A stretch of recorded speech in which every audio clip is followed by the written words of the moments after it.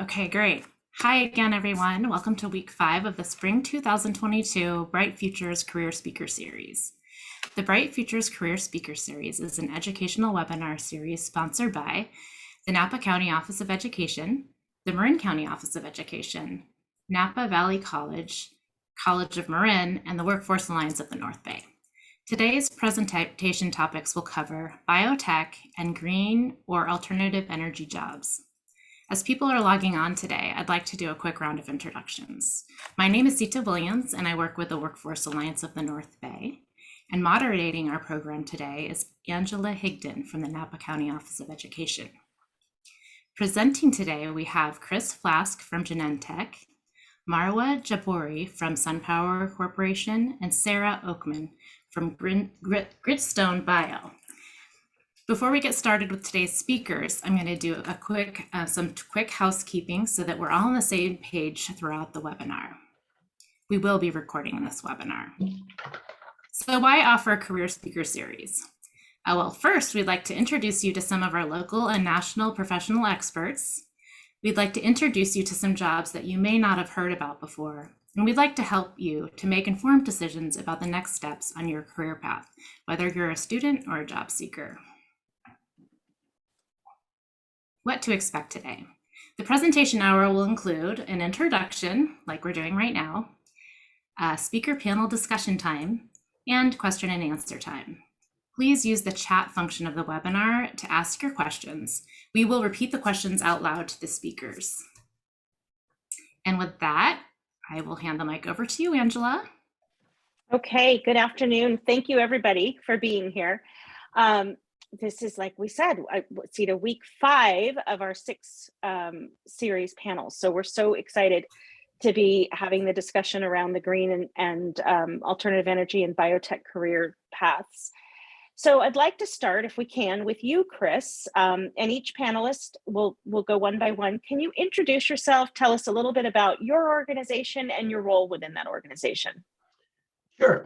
Thank you for inviting me here today to talk to folks and hopefully giving some information that some of the folks out there will find useful to the opportunities here in Solano County. So my name is Chris Flask. I work for Genentech. Genentech is part of a larger company called Roche, which is located in Switzerland, and we're biotech. So we make, in general, at Genentech here in the United States, we make various kinds of medicine for different oncology purposes, as well as skin regeneration and some other things that we do. So I've been working for Genentech for 25 years now in various roles, both in Vacaville, California, South San Francisco, California. Now my home office is actually technically in Switzerland. So I travel back and forth to do that. But what I do is I'm what's called a business capability owner for warehousing, which is part of something that you would all probably hear about called supply chain. And that may seem a bit odd to folks who aren't really versed in it, but it's really, how do we make sure we get all the materials we need to make stuff? And then once we've made it, how do we get it to the patients that need it in a timely fashion and so that it's safe for them to use? So I work with all the warehouses owned by Roche and Genentech around the world so that their practices are compliant with the requirements that we have to meet to do that. So that's kind of my day job, but I also spend a lot of time helping out and promoting something personally exciting to me, which is STEM education, STEM careers to students, and that's why I'm here with you guys today. Great, thank you so much, Chris, and we appreciate it for sure. Marwa, what about you? Sure, thanks, Angela. So my name is Marwa Jabouri. I work at SunPower Corporation, which is a company that specializes in developing and selling solar solutions, both to residential and commercial and industrial customers, as well as battery solutions. I graduated from college about 4 years ago and joined an oil and gas company first out of college before joining SunPower. So I have been in SunPower for about little less than a year now. And I am a sales development analyst. So what I do is that I work with our engineering, procurement, as well as design teams to put together solutions for customers, specifically commercial and industrial, in order for us to provide them with a cheaper electricity alternative to what they have, either through installing solar directly in their property or by finding some other third-party solutions that would allow them to still benefit from clean, cheap electricity without having to physically install it on their properties. All right, Marwa, thank you so much. And last but not least, Sarah. Thank you, Angela. Thanks again for inviting me to participate in this exciting panel today. I'm Sarah Oakman. I am Senior Director of People and Corporate Services at Gritstone Bio. We are headquartered in Emeryville, California, have our production facility in Pleasanton, California, and have a site in Cambridge, Massachusetts, which houses certain components of our computational sciences and clinical immunology teams. Here at Gritstone, we are goal set on developing groundbreaking therapeutics, specifically in immunotherapy arena, to treat cancer and infectious diseases. So we started the company with a notion of eradicating cancer, and have determined and think that our platform might also prove benefit to certain infectious diseases such as COVID-19, HIV as an example. So here at Gritstone, I am responsible for essentially everything HR related. We are dubbed people here at Gritstone, but ultimately under my umbrella is everything from people strategy, organizational development, processes, policies, talent acquisition, total rewards, etc. So thanks again for having me here today. Thank you. So Sarah, don't go away yet, because I'm going to start off with you here. Can you tell me, when did you decide you wanted to work in your industry, and how long have you been doing that? Yeah, that's such a great question. Thank you for asking it. So, you know, me coming over to the biotech industry actually happened by chance.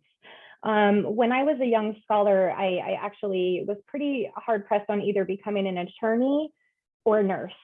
And so I started to pursue nursing, and determined during my clinical rotations that that was not for me.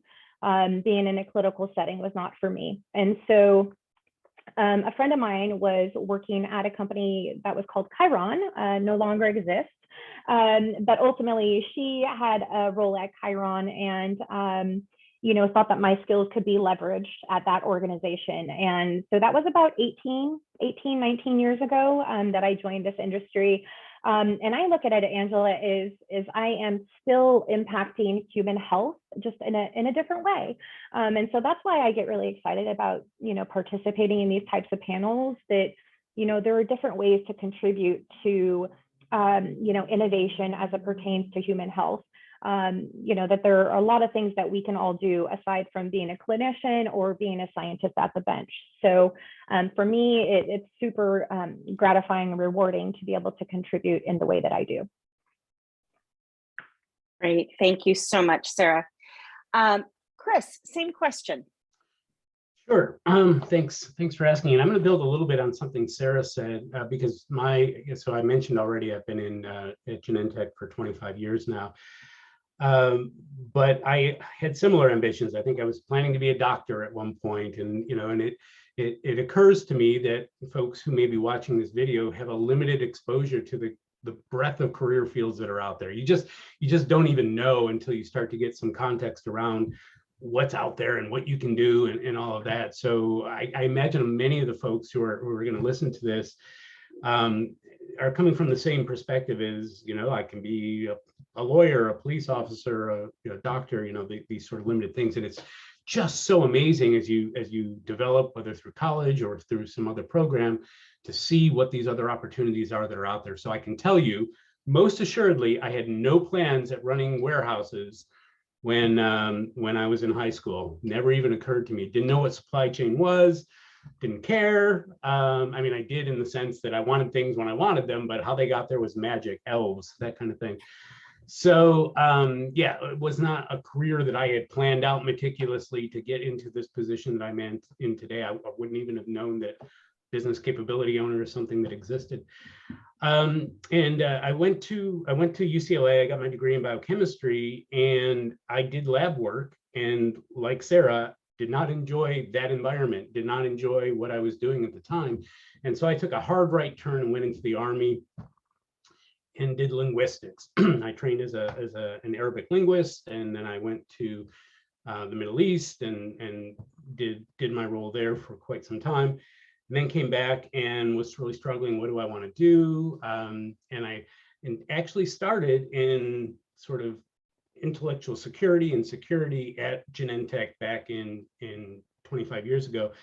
And then leveraged that position to go into manufacturing and then into strategy, supply chain, and a bunch of different other things. So it was sort of this, you know, I tend to, for folks who are older, you might remember the old cartoons where there's a baby that kind of wanders into a construction area and is on the girders. And just as you're coming to the end of one girder, another swings by and you get on it.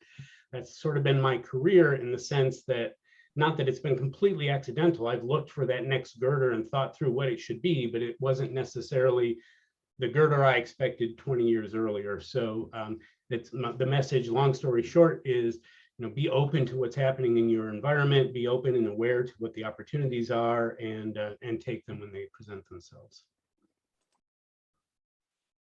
Great. Thank you, Chris. Those are great words. I think that's something, as a parent of two kids in college, I certainly appreciate it because we're having those conversations all the time. Yeah. Marwa, what about you? Yeah, thanks, Angela. I can definitely relate to Chris and Sarah in terms of, you know, my role today is definitely what I had expected back when I was in high school, not even in college. So my undergrad was actually in civil engineering. So I was set into a civil engineer path, and that was what I thought I would be doing after graduation. However, I ended up also doing a master's in mechanical engineering, and my concentration was in energy and sustainability. So during that program, I took a few classes in energy, and it really made me appreciate the role in energy in everyday's life. And growing up, I'm originally from Morocco. So growing up there, I really witnessed the struggle of people that didn't necessarily have access to energy or electricity. And so graduating from college, I knew that I wanted to be in the energy industry specifically. And so for the 3 years post-graduation, I joined an oil and gas company. And during my time there, I was in different roles within supply chain, as well as trading and commercial. It was a great learning experience. However, I also realized that it wasn't the right fit for me. I was lucky enough where I was able to connect with an old colleague from Cornell, from university, who was working at SunPower, my current company today. And through him, I was able to kind of learn a little bit about the company and learn about their vision and the work that they do. And that's how I ended up transitioning into the solar industry and into solar development. Okay, thanks, Marwa. It looks like we lost Sarah. I think she must have gotten I'll try disconnected. to contact her offline. Okay, thank you. So Password changed. we'll keep going. I'm sure she'll be back. Yes. So Marwa, we'll go ahead and stay with you. Why do you do what you do? What motivates you to go to work every day? I think two main things. The first thing, as I said, is really realizing the role of energy in everyone's life, and realizing that through solar, you can not only power homes, but you could do so without necessarily being connected to the grid. There are a lot of areas within the US or around the world that do not have the privilege to be nearby a well-functioning grid or having reliable grid systems. And so through solar energy, you are really able to solve these type of problems and allow people to be able to have running electricity in the most remote areas of the world. I think Sarah's back. Yes. The other reason really is really understanding the struggle and the threat of global warming. It is something that I truly believe, and that I can see in my lifetime, and that is going to be a threat to the next generations, to my kids and their children. And so I really want to be able to do my part by joining the renewable and the clean energy industry, and that really what is motivating me every day to do what I'm doing. Wonderful. Thank you, Marwa. Chris, I'm going to throw the same question out to you. Why do you do what you do? What motivates you to go to work every day? Well, I'll take it in two parts. First, kind of at a higher level, why do I work for Genentech or in biotech? My degree was in biochemistry. I am just fascinated by life sciences. So, working for a company that is doing such great work in life science is just exhilarating. I'm sure Sarah feels the same way. We're watching them rewrite textbooks as we speak every day in the labs, and being a part of that is just amazing. Now, if I take sort of a microscopic view into my job personally, I had no awareness of supply chain back in college, and all the way up until I started working and learning more about it. But it's an amazing and fascinating field, and it has been no more amazing than it has been in the last 2 years with all the disruptions in supply chain, and understanding. You've got ships getting caught in the Suez Canal or off the coast in I think Virginia or North Carolina. And planes no longer flying, and dealing with these really fascinating problems around how do we get medicine. I mean, even today, as tragic as it is, we're trying to figure out how do we get medicine not only to patients in Ukraine, but also patients in Russia. People need medicine, and navigating the intricacies of sanctions and everything else that's going on. It's sort of a fascinating thing to learn about and understand. So that's what sort of energizes me. I love solving problems, and so having this really complex problem set in front of me is really amazing. And then connecting with these really smart people from all over the world who are helping to helping to develop these supply chains and manage them. It's just really a cool thing to do. So again, folks may not be as aware of what supply chain is, but it is an amazing field, and I highly encourage people to look at it. Okay, thanks, Chris. Sarah, same question. I'm sorry, I was actually having technical difficulties. Angela, can you repeat the question? Yes, I will. Thank you. Why do you do what you do? What motivates you to go to work every day? And I know you and I have had this conversation, but I love to hear it. Yeah, great. Thank you so much for repeating the question. And before I do, I just want to express my utmost gratitude to Chris and his team for what they do. I know it's extremely challenging with all of that's going on in the world in terms of supply chain. So thank you, Chris. Why do I do what I do? I kind of alluded to this with the previous question in terms of, I've always known since I was a young scholar that I wanted to help people. I think for me, in my role in HR and on the people team is that, I have the opportunity to do that on a daily basis. And there's always a new challenge. It could be on the talent acquisition front. It could be on, corporate strategy. So for me, it's always, never a dull moment. But for me, what really drives me is to really play a part in impacting human health. That is something that has always been extremely important to me. Many of us, personally, professionally have been impacted by cancer or serious illness. And knowing that, pursuing a medical degree was just not in the cards for me. This is a way that I can make an impact in my own way and supporting the great work that our scientists do and our clinicians do. So for me, that is extremely gratifying, rewarding, and I'm just so proud to, tell people where I work and what I do. And again, just having some impact in that way is extremely gratifying. Okay, thank you. You bet. So we do have a question in the chat, and Marwa, you'll have to tell us if this applies to you or not. The question is, and Chris, I'll start with you. How much Sure. lab work is there compared to data science on technology in your field? So specifically in my field, it's a hard, depending on how you're defining data science. I mean, we use quite a bit of data to understand sort of, you've heard the phrase big data, to understand patterns in supply chain and all that kind of stuff. So we do that. But I think if they're more, what I think is interesting about that question, and thanks to the person who brought it up, is it gives us an opportunity to express something else, which is there's a whole plethora of different jobs out there. Within Genentech, you can be a lab analyst and work in a lab all day long if that's your thing. You can work on bioreactors and repair stainless steel if that's your thing.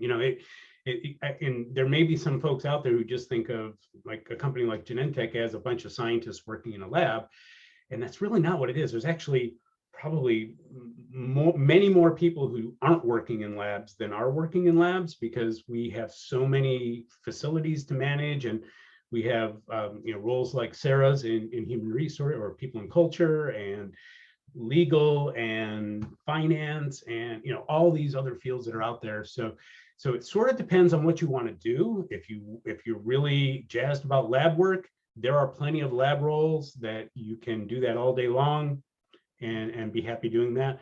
And again, data scientists, same thing. If that's your thing, you would you'd specify that, you'd work towards that in your degree. And there are many systems on that we use to generate the science that folks are using in our MSATs group to evaluate our processes. But it's a choice, and there's lots of other choices. So it depends what you're really excited about. And that's what I would encourage you to do, is figure out what excites you. And you've heard from all three of the panelists today that our first go at it did not excite us, and we went a different direction. So I was not passionate about labs, so I got out of them. And I would encourage others to take the same road. All right, Sarah, we'll go back to you with that same question. Yeah, happy to respond to that.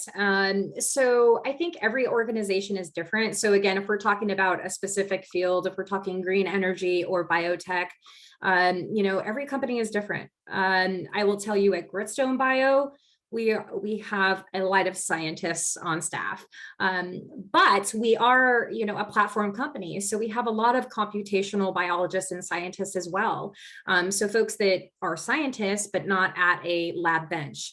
So that would include machine learning, bioinformatics, cloud and software engineering.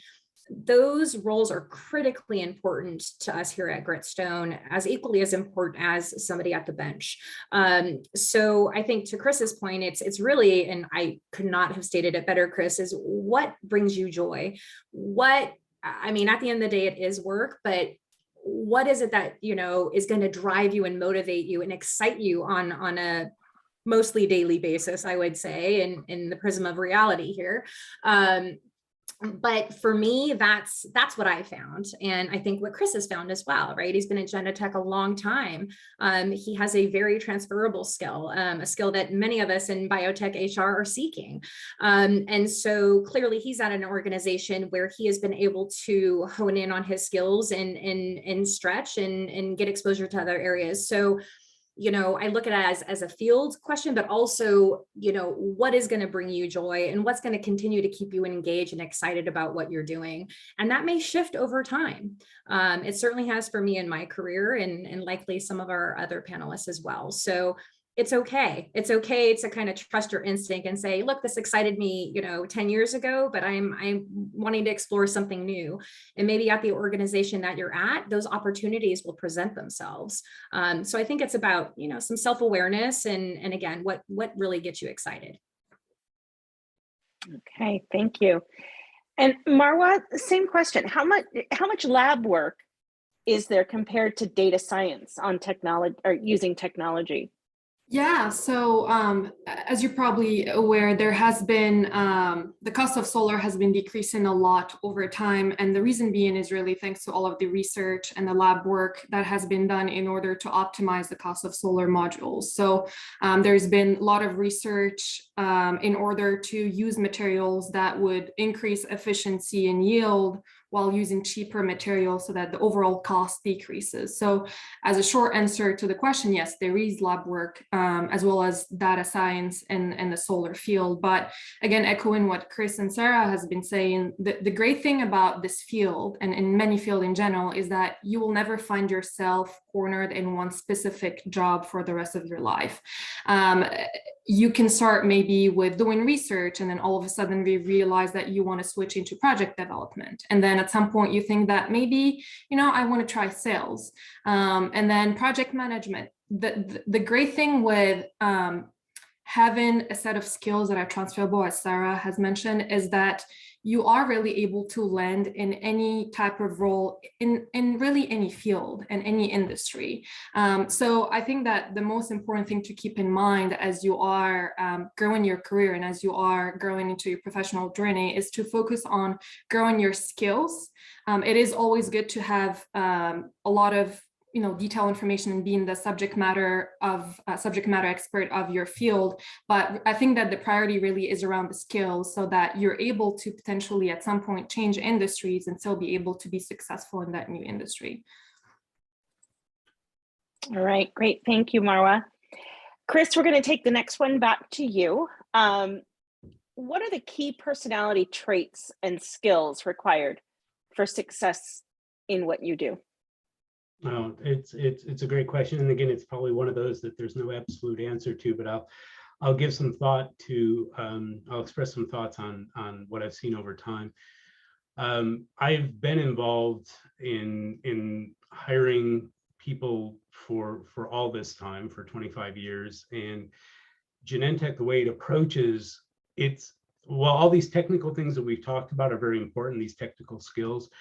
What we have found to be much more important are the collaborative skills and the people skills to be able to work together in an environment. I mean, you can bring all the technical pedigree you want into an organization, but if you can't engage with the people around you, be open to different perspectives, work in a sort of an open, accepting environment, you're not going to in the long term succeed. So we spend a lot of time really delving into the candidates to understand, are they going to work well? Do they round out the even the personality style? If we've got everybody, a bunch of scientists who are introverts, maybe we need someone a little bit more extroverted, depending on what the balance of this organization needs. Or very technical people, maybe you need some people who can think a little bit differently and bring in more perspective. So we tend to think a lot about diversity, which is incredibly important. There's a lot of ways to be diverse, and being diverse in thought is just as important, right? If we have everybody thinking the same way, then you can't be innovative.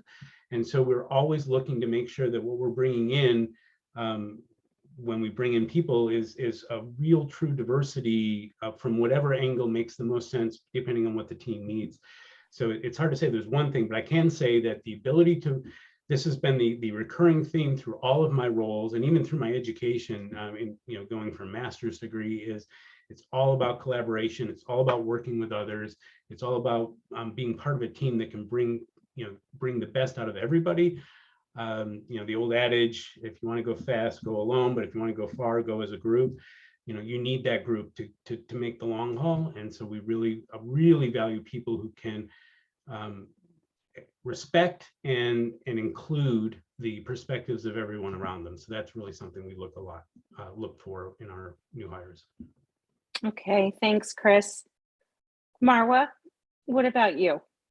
What do you think the key personality traits and skills are required? I think, first of all, being a critical thinker.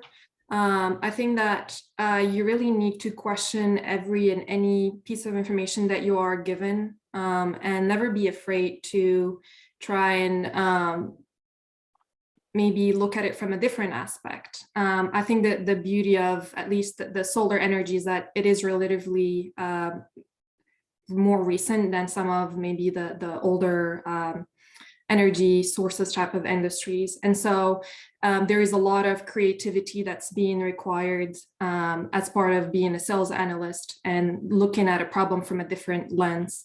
The other thing really is being easily to adapt. So being in this industry, you are probably going to be moving and working in different projects that are completely different. So you will not be facing the same problem, the same challenge twice probably in your career.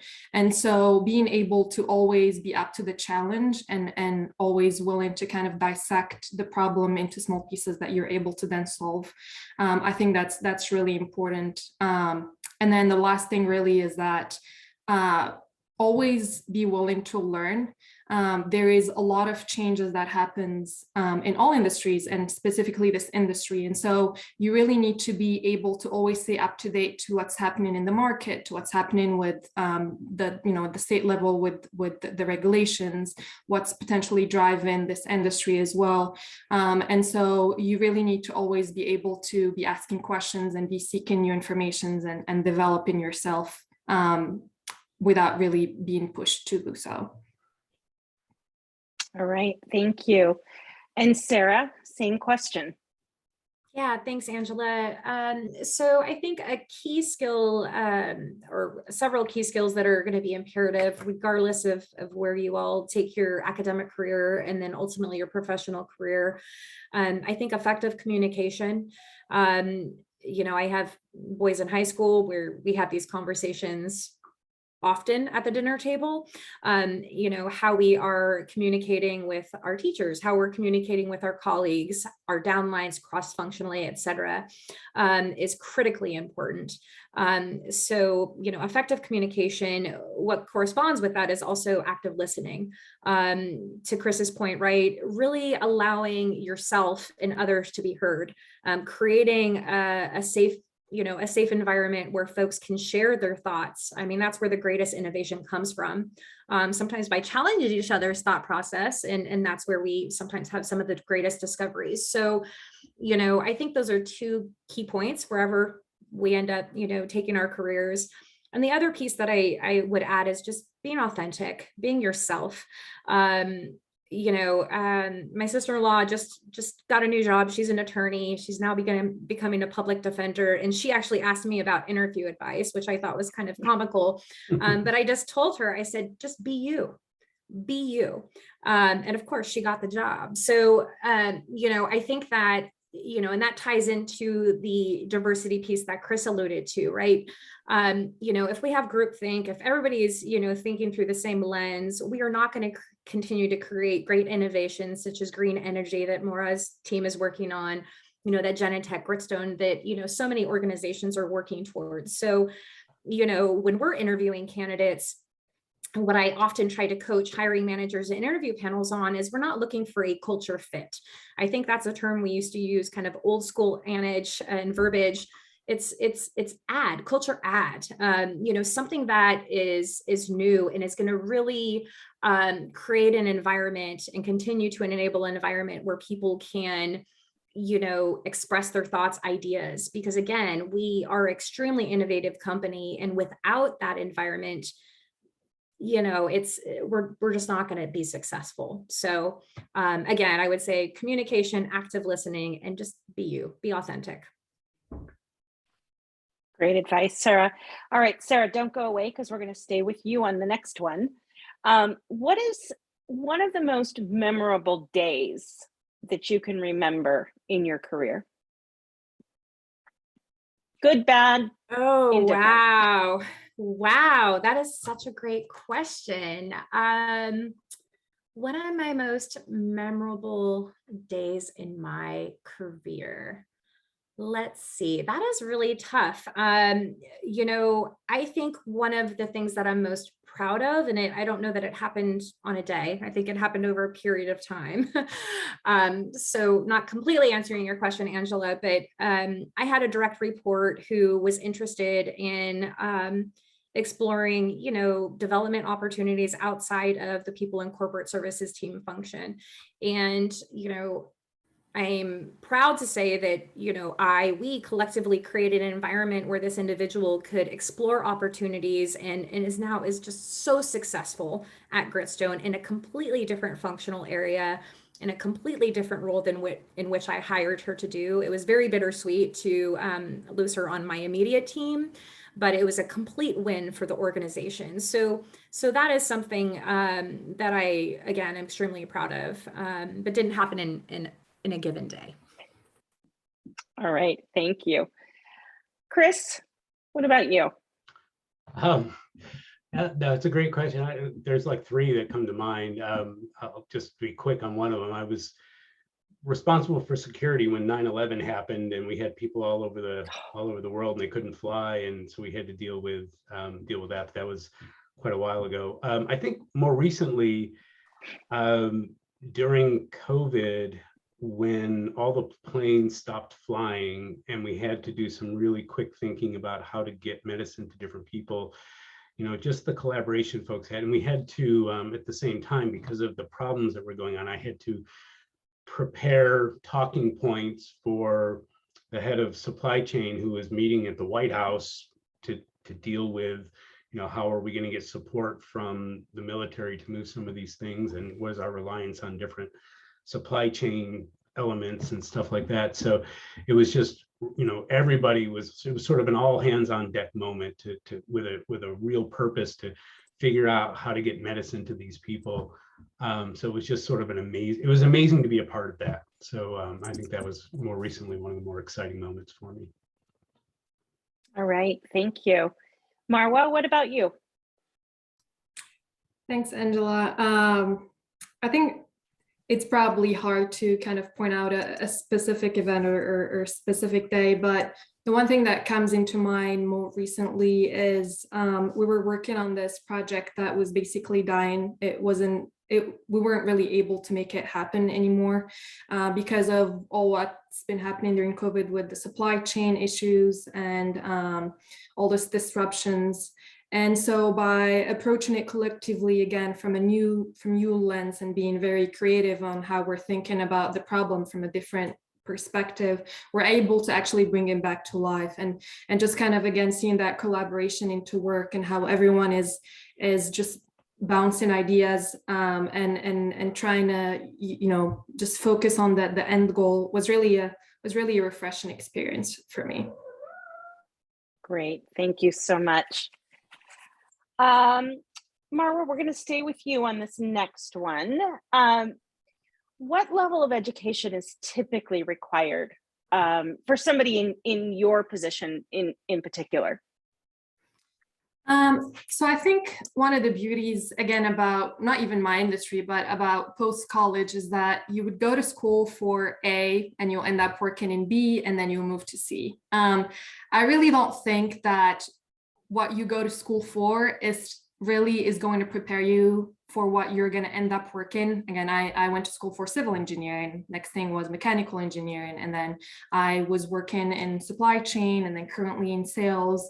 And so I think that what's really important, no matter what your degree is in college, is the skills that we're talking about earlier, is really just being a critical thinker and being a self-learner. As long as you are able to just teach yourself by yourself and be able to manage your way through new industries or new positions, I think that that's really what's crucial in my field or in all fields in general, I believe. Okay, thanks, Marwa. Chris? Yeah, I mean, a lot of points similar to what Marwa said, which is, as I mentioned, I had a BS in biochemistry, which is obviously helpful working in the biotech field, but it never prepared me for warehousing. And this may be a depressing note for some of the folks who watch this, or it may be exciting depending on what you like. Is you will never stop learning. Not a week goes by that I don't have to learn something new or experience something new or even take a seminar or go. Your education does not stop, and nor should it stop at your 4-year degree or your PhD or whatever you're going to do, you're going to constantly learn and you're going to constantly evolve. I mean, that's not to say you couldn't, find yourself a niche, and if that's what you're happy doing, that's fine. It wasn't good for me, so I'm constantly learning new things all the time. So yeah, I think to get in, and depending on what you want to do, to get into Genentech, you can get in with a 2-year degree in biochemistry if you do manufacturing, not if you're in R&D. But what's great about that is Genentech will pay for you to get your 4-year degree. And if you want to go into manufacturing sciences after that, and you have some experience on how the operations work in manufacturing, and now you want to go into process development, become a process engineer, there is a career path that the company will help you through. They'll coach you, they'll develop you, they'll pay for your schooling. So it's almost, they paid for my master's degree. So, I get in there, learn, and then figure out maybe what that next move might be. But, so depending on what you're going to go into, you may need, if you're going to go into just straight into research and development, chances are you're going to probably need something a little bit more substantial than a 4-year, probably something more along the lines of a PhD. But getting into manufacturing and manufacturing sciences, that's a different thing altogether. Okay, thanks, Chris. And Sarah? Yeah, so I think specifically in HR or people, bachelor's degree, but it's also experience. It's, what have you actually done? And I would just echo both, Chris and Morar's, is that every day it's something new, right? And that's actually, a question that I often ask candidates when I interview, is not necessarily their willingness to learn, but their desire. Because it's, at the end of the day, it's either green science, it's biotech, it is ever evolving. Technology is ever evolving. So, which keeps it super exciting. And so again, HR, I would say bachelor's plus years of experience.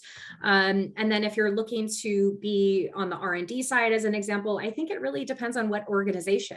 We actually have scientists on staff that do not have a PhD, that they have a 4-year degree, which is somewhat unique. I'm sure Chris can attest is, somewhat unique in biotech. But again, we look at what has one done, what is their experience, and are they going to be able to come in and contribute and continue to learn? That is really what I think is critical.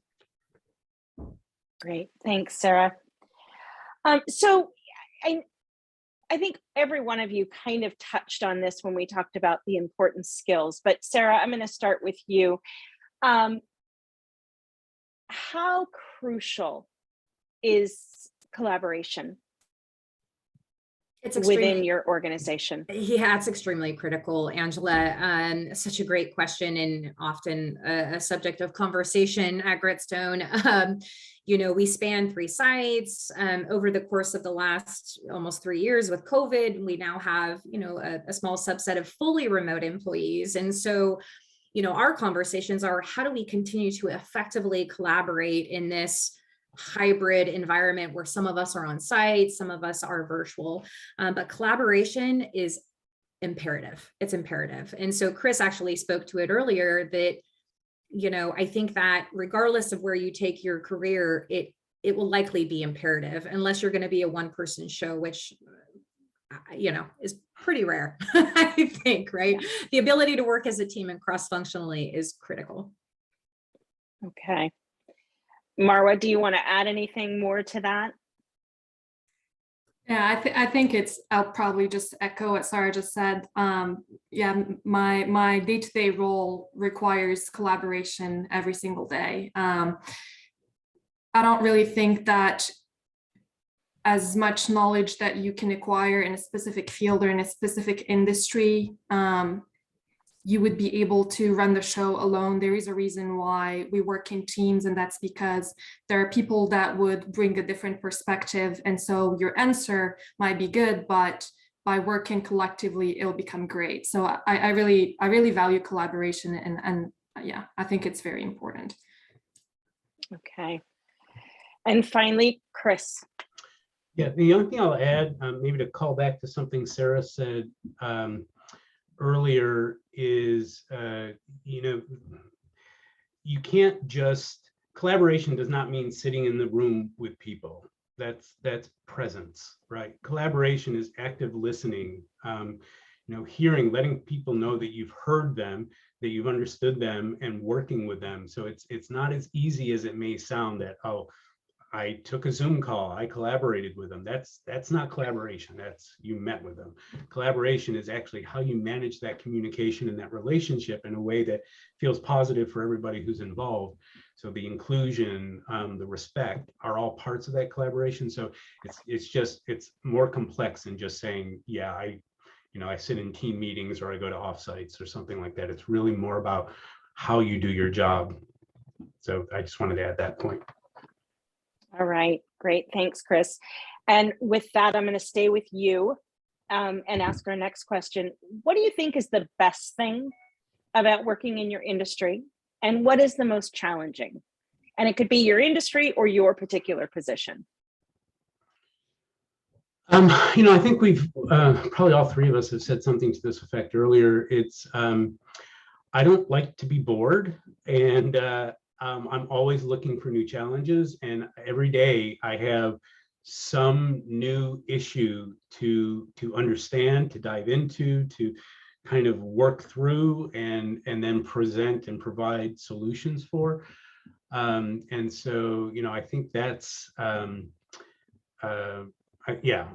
think it's really about having those opportunities to find, solve problems. Okay. And is that, so that's the best thing. What would be the most challenging? Most challenging thing. Well, on a bit of a personal level, since most of the work I do now is remote and it's with folks in Europe, it means my meetings start at 5 a.m. and 4 a.m. And so those problems I'm talking about, I have to deal with them before coffee, right? So I literally hit the ground running every day. The folks I'm dealing with have been kind of working on this problem for 5-6 hours before I even get involved. And so I have to quickly come up to speed. I have to understand kind of the bigger picture that's going on, and then be able to actively engage in it. So, and part of it is that I had to, this is part of the price you pay for having this.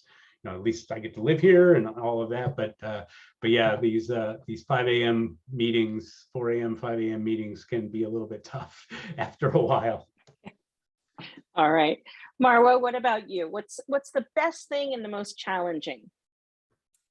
I think the best thing really is to get the opportunity to work with people that are really, really passionate about what they do. I feel like it's one thing to be interested in your field and another thing to really be passionate about it. And I think that all the people that I'm working with are really, doing what they do because they really love it. They are very passionate about it. I'm getting to learn a lot every day. And so I think that this is really refreshing to me. I think the most challenging thing, not really within my role, but the industry in general, is that the solar industry and renewable energy in general is really reliant on federal and state incentives. And so as those are decreasing with time, and all of the challenges that we've been seeing with supply chain and material costs increasing, it is really impacting it a lot. And so I think that that's definitely challenging the industry in general. All right. Thank you. Sarah? Yeah, thanks, Angela. So best thing for me, I think, is actually very similar to Marwa, which is, working with very passionate people who are really excited about the work that we're doing here at Gritstone. That is extremely motivating and extremely rewarding to obviously be able to work with and support them. So that brings me immense joy. Most challenging has actually been this pandemic. I think any other HR practitioner would more than likely say the same, that it's been it's been challenging for all of us, but specifically in HR, the pandemic has been extremely challenging in terms of, creating an environment that is virtual, where people feel like they can effectively collaborate, communicate feel as though that they're a part of the team when we're all working from home. So that has been an ongoing challenge. So yeah. Okay, thank you. All right, so one of the things that I know our students are always looking to get information on is money. So without giving anything away, can you tell us, and Sarah, we'll start with you, what are the typical salary ranges of folks within your organization?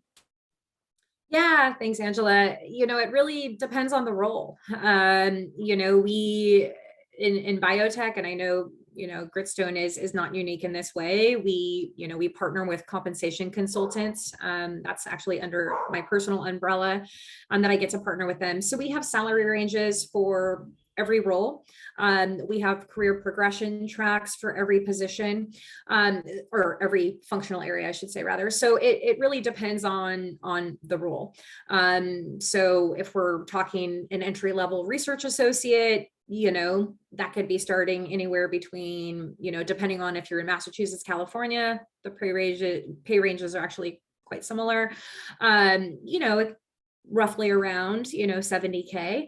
And then, you know, you progress up that ladder, right? RA1, RA2, senior RA, et cetera. The same would be true for scientists. Obviously, the majority of those folks come with postdoc experience, have a PhD, not all of them, but the majority do. And so obviously those pay ranges would be higher than that of an RA. So it really depends on your experience and which role that you're applying for. And then obviously in this new world of, I think, remote working and hybrid working is, you know, where are you located? That is something HR is now working with, right? Is, well, if you lived in the Bay Area where it's extremely expensive to live, but you're now maybe living somewhere where it's, you know, the cost of living is maybe a fraction, your salary will likely be adjusted accordingly. So again, I know Gritstone's HR team is not alone in kind of working our way through that.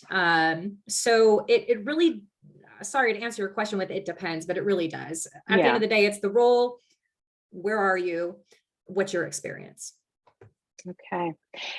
Interesting take. I had not heard that about people moving, but that makes a lot of sense. If you were living in San Francisco and now you're living in Wyoming, it does make sense. We've had that. We've had, you know, somebody in California move to Montana as an example, right? And we're thrilled to of course retain that individual, but you know, we're still in the process of assessing, because again, for folks that, you know, obviously probably have a higher mortgage payment in the Bay Area, things then start to feel a bit skewed and not necessarily equitable. So. Absolutely. Marwa, same question. Yeah, so I think I'll probably echo what Sarah just said, that it really depends on kind of your seniority, experience in the industry, and really the role that you're in. I personally haven't really experienced the difference in salary based on where you are located, but it might just be that I haven't really encountered it as much. But to kind of just give a data point for kind of an entry level project development analyst or an entry level within kind of project development in general, it would range between $75,000 to $85,000. Okay, great. And Chris? Yeah, all the same sort of caveats. You know, for the manufacturing, 2-year degree manufacturing on the floor, probably in the 50 to 55. And then once you start getting into the supervisor, director, manager roles, then you're getting up into mid 150 to 200. So it really depends. And again, your location matters. If you're a technician in Vacaville versus a technician in South San Francisco versus Oceanside, you know, all of those, and they talk. So, you know, you have to have good answers too. And, you know, they are portable in the fact that folks will move into Vacaville from San Francisco, and, you know, all of a sudden, you know, this person is making significantly more than the person that they're working next to. So it's really and it's personal and it's complicated. So it's not an easy, there's so many different things we have to think about when we assess those salary ranges, and even the subsequent merit increases. And that's something else to be considered. Most packages for in tech fields, it's not just the salary. I mean, obviously that's important, but the benefits are incredibly important. And I think all of us are learning about what that means, especially over the last couple of years. And things like stocks and options and all those, and those packages become much more meaningful as you get higher in the organization and do different things. So your compensation becomes much more connected to the overall success of the company and the strategies of the company. So it's not an easy question to answer from that perspective. But if it's for folks who are now deciding, am I going to get a 2-year degree or a 4-year degree? Getting a 4-year degree probably makes a difference. Maybe not so much at the manufacturing level, but it allows you to move quickly into some of these other levels, which will get you up into, over 100,000, 120,000, depending. Okay. So I'm going to throw one more question out on the fly, just because I know that this is something I talk to employers all day long, and I think this has been an ongoing issue. But Sarah, we'll start with you. What have you seen the pandemic do to your ability to hire? I keep hearing there's these shortages and we can't find people. And is that affecting your industry as it is so many others? It's absolutely impacting the biotech landscape. I think life sciences as a whole. Last year, 2021 was dubbed the year of the Great Resignation. Gritstone was certainly not immune to that. Our attrition rate was higher than we would have liked it to have been, lower than a lot of companies our size, but obviously more than we would have liked to have seen. The talent market, I often kind of use the analogy comparison to the housing market that once was in the Bay Area, where it's a supply and demand issue, where, many companies, I think partly due to the pandemic, new companies have sprouted, companies such as Gritstone have now verged into other, medical indications. And so we're needing to source new talent.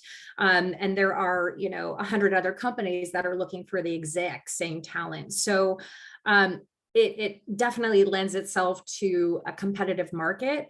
And so happily, we've been very successful on continuing to recruit top talent. And so now our focus is on how do we retain the talent once they're here? How do we remain competitive? We cannot necessarily compete with the Genentechs of the world, but how can we compete with other companies our size that are about 6 years old? So our focus is now shifted to, great, we're continuing to source great talent, I think just because we're an exciting, novel company, but now what do we do to keep folks here? And a lot of that is, again, keeping folks engaged, continuing to develop them, and give them exposure to other areas so that even if, they no longer want to be in manufacturing, look, they want to go work in research. And so let's try to give them or create the opportunities, because that's a win for everyone. So that's where we are currently. But yes, it's been definitely an interesting dynamic, to say the least. Okay. Chris, same question to you. Sure. Yeah, sure. It's a great and interesting question.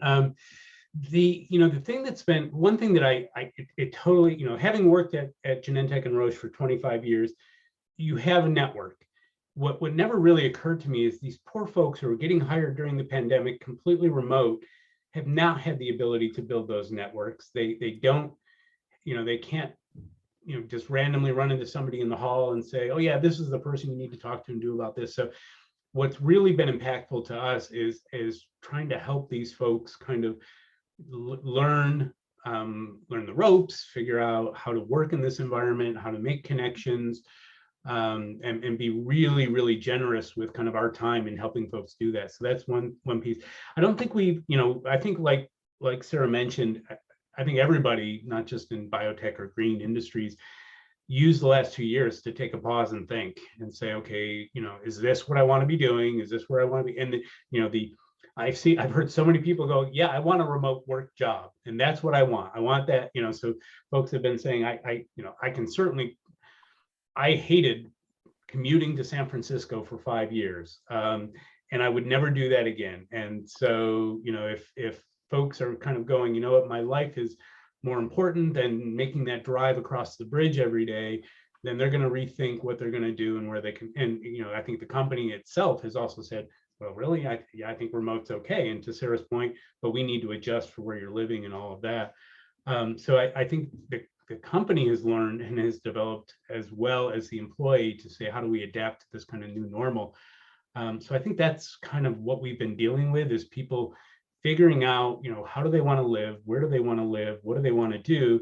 And kind of figuring out how to adapt to it. Now, we've got some strong messaging on the flips, on this side of it now, saying, okay, we're being flexible, and we're probably at the end of our flexibility here. This is kind of what we're going to do and what we're going to allow. And we do need people to be in the office to a certain degree. We do need people to be able to collaborate.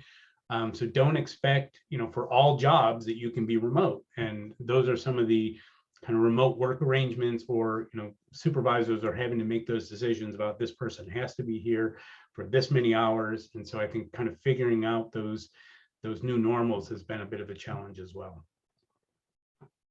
Okay, thanks, Chris. Marwa, same question.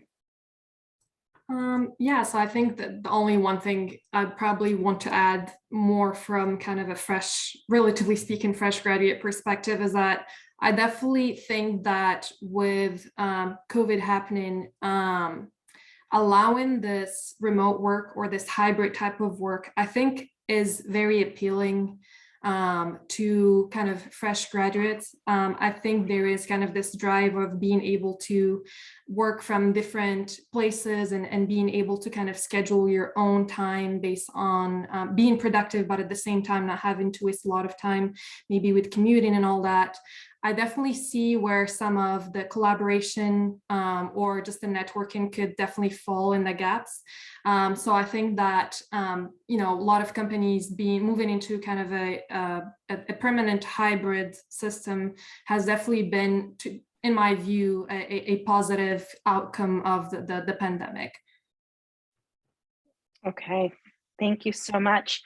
Well, with that, we're at 5:33, so we're out of time for today. I just want to say thank you to all three of you for being here today, for taking time out of your busy schedules to share your stories and your advice with our students. And with that, I will turn it back over to Sita.